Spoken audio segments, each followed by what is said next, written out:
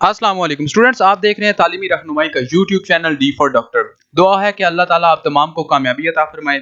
Student, आज की इस वीडियो में मैं आपको मेडिकल का आर्मी का मुकम्मल प्रोसीजर बताऊंगा कि आप आर्मी में नर्स कैसे बन सकती हैं, उसका मेडिकल क्राइटेरिया क्या होता है, आपने तैयारी कहाँ से करनी है और आर्मी टेस्ट का सिलेबस पैटर्न क्या होता है। इसलिए आपने वीडियो को एंड तक जरूर देखना है। लेकिन आपका सबसे ज्यादा पूछे जाने वाला सवाल ये होता है कि सर, आर्मी में नर्सिंग की जॉब्स कब आती हैं। आर्मी नर्सिंग को आर्म फोर्स नर्सिंग सर्विसेज कहा जाता है और इसकी जॉब मोस्टली जुलाई या अगस्त में आती हैं। कहा जाता है कि सितंबर तक इसका टेस्ट मुकम्मल तौर पर क्लियर हो जाता है। तो ये देख सकते हैं आप 2019-20 का पंफलेट, यहाँ पर आपको नजर आएगी रजिस्ट्रेशन की तारीख, और ये तारीख है 15 जुलाई 2020 में।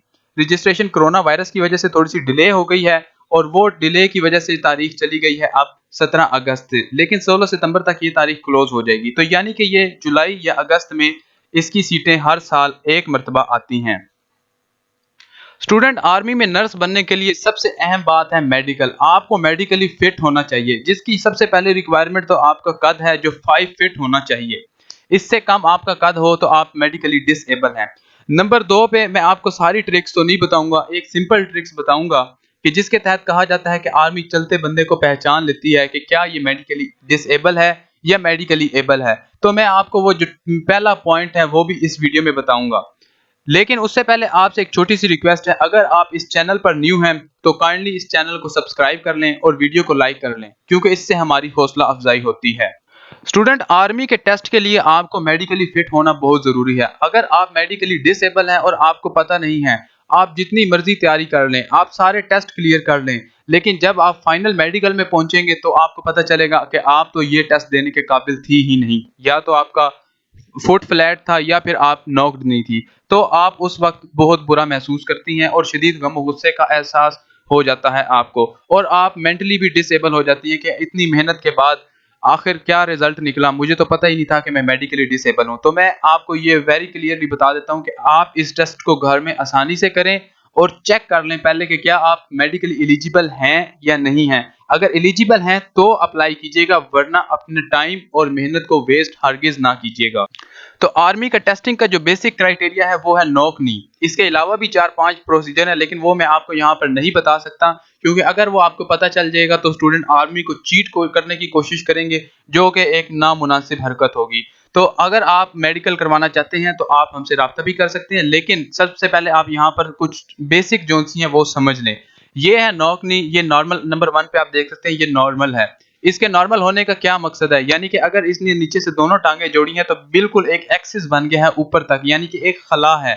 ये खला आपका बेसिकली चेक किया जाता है। नंबर 2 पे आप देखें, इनकी टांगे नीचे से थोड़ी सी यहां से देखें तो कर्व हैं। ये बेस्ट एथलीट कंसीडर की जाती है आर्मी में और इन्हें टॉप प्रायोरिटी दी जाती है।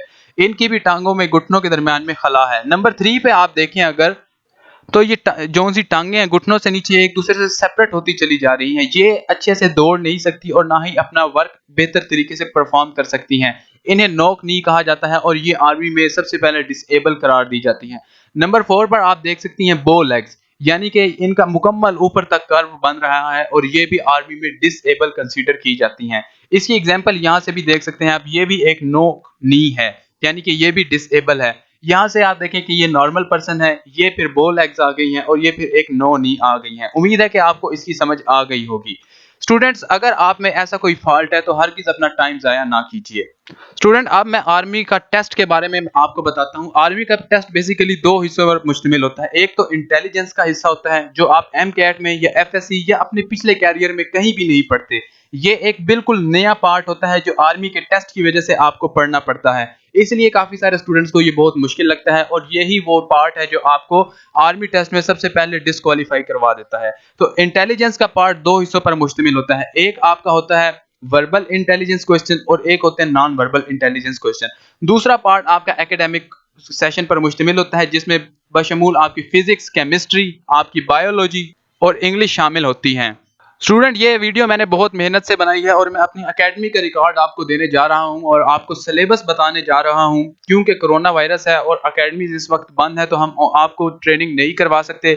इसीलिए आपके फायदे के लिए ये ऑनलाइन अवेलेबल है। फर्स्ट ऑफ ऑल, ये सबसे पहले ऑनलाइन अवेलेबल होने जा रहा है। तो एकेडमिक में आपको मैं बायोलॉजी का पोर्शन बताता हूँ, जिसमें से मेन क्वेश्चंस आते हैं। सबसे पहले तो आपके living and non living portion आता है, इसमें से एमसीक्यूज आते हैं।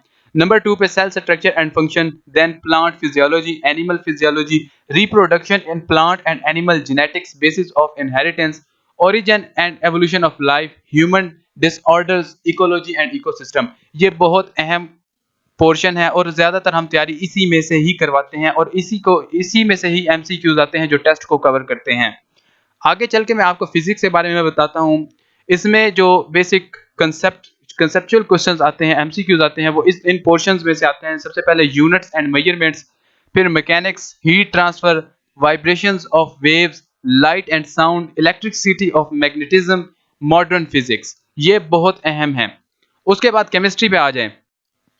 केमिस्ट्री में आ जाता है the atomic structure, chemical bonding, chemical reactions, states of matter, mixtures, solutions and solubility, the gas law, elements and compounds, the periodic table, important concepts of organic chemistry, water and organic compound in the environment।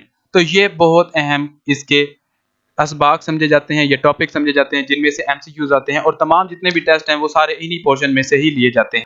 Student English बहुत ज़्यादा matter करती है। काफ़ी सारे student English में भी रह जाते हैं क्योंकि जब आगे जाकर स्टोरी लिखनी होती है वो मुकम्मल इंग्लिश में लिखनी होती है और आपके सेंटेंसेस की बहुत ज़्यादा ब्लंडर मिस्टेक आती हैं जिसकी वजह से फर्स्ट ऑफ ऑल आर्मी आपको रिजेक्ट कर देती है। इंग्लिश के सिलेबस में सबसे ज़्यादा हम इंपॉर्टेंस देते हैं synonyms, antonyms, preposition, punctuations, vocabulary, idiom and phrases, correct use of tenses, active and passive voice, blanks, grammar, analogy और स्पेलिंग्स। स्पेलिंग बहुत ज्यादा मैटर करते हैं क्योंकि आर्मी ऐसे बहुत से क्वेश्चन देती है जिसमें रॉन्ग स्पेलिंग होते हैं और आपने करेक्ट स्पेलिंग को सिलेक्ट करना होता है। ये रॉन्ग स्पेलिंग करेक्ट वालों से मिलते जुलते होते हैं, इनकी बहुत ज्यादा रिजेम्बलेंस होती है और फिर आखिर में वही टिक करना होता है जो ट्रू होता है। तो ये था स्टूडेंट्स एकेडमिक कोर्स। अब मैं आपको बताता हूँ कि आर्मी का सारा सिलेक्शन प्रोसेस कैसे कंटिन्यू होता है। सबसे पहले तो आपकी जुलाई अगस्त में जब रजिस्ट्रेशन होती है आपने रजिस्ट्रेशन करवानी है। नंबर 1 स्टेप तो ये है। रजिस्ट्रेशन के लिए आपने आर्मी के लिंक को क्लिक करना है joinpakistanarmy.government.pk। इस पर आपने जाना है और वहां पर अपनी ऑनलाइन रजिस्ट्रेशन करवानी है। ऑनलाइन रजिस्ट्रेशन के बारे में मैं आपको बता दूं कि अगर आप एक्सपर्ट हैं और कर लेंगी तो ही आप खुद कीजिए, वरना आप किसी एक्सपर्ट से करवाएं जैसा कि नेट कैफे वगैरह या और कोई रजिस्ट्रेशन डिपार्टमेंट, आप उनसे अपनी बेहतर रजिस्ट्रेशन करवाएं। रोल नंबर स्लिप आपको फौरन नहीं मिलती, वो आपको कुछ घंटों के बाद आपके डॉक्यूमेंट के टेस्टेशन के बाद मिलती है क्योंकि डॉक्यूमेंट आपने सॉफ्ट कॉपी में प्रोवाइड करने होते हैं। स्टूडेंट जैसे ही आपको आपकी रोल नंबर स्लिप मिलेगी उसके ऊपर आपके टेस्ट डेट मेंशन होगी। आपको मुकर्ररा तारीख पर अपने टेस्ट सेंटर में जाना होगा जो आपने सिलेक्ट किया होगा और वहां पर अपने तमाम डॉक्यूमेंट्स लेकर पहुंचना होगा। वहां पर आपको एक 300 रुपए का प्रोस्पेक्टस हैंड ओवर किया जाएगा और आपके डॉक्यूमेंट्स जो से हैं उनकी जांच पड़ताल होगी। स्टूडेंट जैसे ही आपके डॉक्यूमेंट्स की वेरिफिकेशन मुकम्मल हो जाएगी आपको एक बड़े से हॉल में भेज दिया जाएगा जहां आपको चारों तरफ कंप्यूटर ही नजर आएंगे क्योंकि टेस्ट ऑनलाइन होता है। ऑनलाइन टेस्ट होता है, मैंने आपको बता दिया, इंटेलिजेंस पोर्शन और उसके बाद एकेडमिक पोर्शन। अब मैं इनकी आपको नंबरिंग भी बता देता हूँ। इंटेलिजेंस पोर्शन उसके दो आगे पार्ट होता है, एक वर्बल टेस्ट का और नॉन वर्बल का। वर्बल के 44 एमसीक्यूज आते हैं जो आपने 84 एमसीक्यूज आते हैं जो आपने 20 से 30 मिनट में हल करने होते हैं और नॉन वर्बल के 64 एमसीक्यूज आते हैं जो आपने वो भी 20 और से 30 मिनट के दरमियान का वक्फा होता है। ज्यादातर आपने 20 मिनट को ही फोकस करना है, ये 10 मिनट आपका बोनस टाइम कहलाता है। स्टूडेंट्स अगर आप इंटेलिजेंस का ये पोर्शन यानी कि वर्बल और नॉन वर्बल क्लियर करेंगे तभी आपको नेक्स्ट पोर्शन ओपन होगा। अगर आप वर्बल में ही खुदा ना ख्वास्ता फेल हो जाते हैं तो आपका टेस्ट आगे नहीं चलेगा और आप वहीं से ही वापस लौट आएंगे। जैसे ही आप इंटेलिजेंस का पोर्शन अपना कंप्लीट कर लेते हैं आपका एकेडमिक का पोर्शन ओपन हो जाता है। स्टूडेंट एकेडमिक का पोर्शन 50 क्वेश्चंस पर मुश्तमिल होता है और 30 मिनट होते हैं जिनमें फिजिक्स, केमिस्ट्री, बायो और इंग्लिश के क्वेश्चन शामिल होते हैं, एमसीक्यूज वगैरह जो मैंने आपको इसका तमाम सिलेबस पीछे डिटेल में बता दिया है, आप वहां से दोबारा चेक कर लें। उसके बाद आपका पर्सनैलिटी होता है। पर्सनैलिटी के क्वेश्चंस होते हैं जो आपने 30 से 35 मिनट के अंदर हल करने होते हैं। जैसे ही आपके ये तमाम टेस्ट क्लियर हो जाते हैं, आपने टेस्ट मुकम्मल तौर पर पास कर लिया आर्मी का, अब आपको थोड़ी देर वेट करना होता है। उसके बाद आपको इनिशियल मेडिकल के लिए बुलाया जाता है। यहाँ पर आपकी किसी किस्म की दौड़, कोई चिनअप्स, कोई पुलअप्स वगैरह नहीं होते, ना ही कोई सिटअप्स होते हैं। लड़कियों को सिर्फ उनका इनिशियल मेडिकल किया जाता है। इनिशियल मेडिकल में आपको मैंने बता दिया, सबसे पहले आपके फ्लैट फुट, उसके बाद knock knee, carrying angle, eyes, height, body mass index वगैरह ये सारा चेक किया जाता है आपके इनिशियल में। जैसे ही आपका इनिशियल क्लियर हो जाता है फिर आपको एक फॉर्म दिया जाता है जो फिल करने के बाद आपने एक दिन बाद उसी सेंटर में दोबारा सबमिट करवाना होता है। बहुत से स्टूडेंट को ये नहीं पता होता और वो ये फॉर्म सबमिट नहीं करवाते। उसके बाद आपने अगर फॉर्म सबमिट करवा दिया, फिर आपने 2 से 3 महीने वेट करना है। आपको जीएचक्यू की तरफ से इस दौरान इंटरव्यू की कॉल आएगी और वो शॉर्ट लिस्टेड को खुद कॉल करते हैं या आपको अपने सिलेक्शन सेंटर से भी पता करना पड़ सकता है। स्टूडेंट, अगर आपको कॉल अप लेटर आर्मी की तरफ से आ जाता है तो लास्ट स्टेप जो सा है इसका सिलेक्शन का, वो है आपका फाइनल इंटरव्यू, जो आपका रावलपिंडी जीएचक्यू में होगा। यह फाइनल इंटरव्यू 15 से 30 मिनट का होगा। इस इंटरव्यू की सबसे खास बात आपकी साइकोलॉजी है। इसमें साइकोलॉजी का सबसे बड़ा टेस्ट होता है और आर्मी आपकी साइकोलॉजी को टेस्ट करती है। इसमें बहुत से पेचीदा और इतने मुश्किल सवाल आते हैं कि दिल करता है अगले बंदे को उठ के थप्पड़ मार दें, लेकिन आपने उस वक्त अपने जज्बात पर जब्त रखना है और उसको इंतहाई निहायत ही उम्दा लिहाज से टैकल करना है और आर्मी के तमाम क्वेश्चंस के आंसर देने हैं। किसी को मिस नहीं करना, चाहे पॉजिटिव दें चाहे नेगेटिव दें, यही आपकी साइकोलॉजी होती है। अगर आप ये टेस्ट भी क्लियर कर लेती हैं तो फिर उसके बाद आपका होगा फाइनल मेडिकल। फाइनल मेडिकल में आर्मी आपको ए से लेकर जी तक चेक करेगी। हर चीज जहां पे वो देखेंगे आपको, वो मुकम्मल तौर पर आपको मेडिकल में किसी किस्म की गुंजाइश नहीं होती।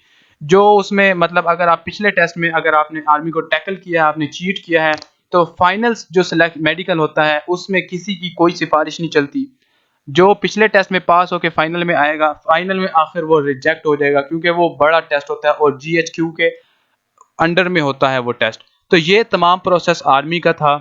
उम्मीद करता हूं कि आपको वीडियो बहुत अच्छी लगी होगी। वीडियो को लाइक कीजिएगा, चैनल को जरूर सब्सक्राइब और इस वीडियो को शेयर जरूर कीजिएगा ताकि ये किसी और के लिए भी रहमत का बाइस बन सके। अब तक के लिए इतना ही, मिलते हैं एक नेक्स्ट वीडियो में, तब तक के लिए अल्लाह हाफिज।